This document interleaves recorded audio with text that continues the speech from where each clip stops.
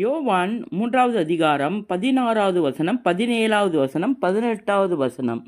தேவன் தம்முடைய ஒரே பேரான குமாரனை விசுவாசிக்கிறவன் எவனோ அவன் கெட்டுப்போகாமல் நித்திய ஜீவனை அடையும் படிக்கு அவரை தந்தருளி இவ்வளவாய் உலகத்தில் அன்பு கூர்ந்தார். உலகத்தை ஆக்கினைக்குள்ளாக தீர்க்கும்படி தேவன் தம்முடைய குமாரனை உலகத்தில் அனுப்பாமல் அவராலே உலகம் இரட்சிக்கப்படுவதற்காகவே அவரை அனுப்பினார். அவரை விசுவாசிக்கிறவன் ஆக்கினைக்குள்ளாக தீர்க்கப்படான். விசுவாசியாதவனோ தேவனுடைய ஒரே பேரான குமாரனுடைய நாமத்தில் விசுவாசமுள்ளவனாயிராதபடியினால் அவன் ஆக்கினைக்குட்பட்டாயிற்று. ஆமேன்.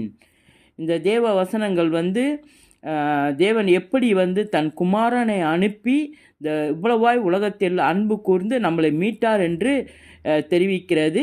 இயேசுவின் நாமத்தில் மாரானாதா.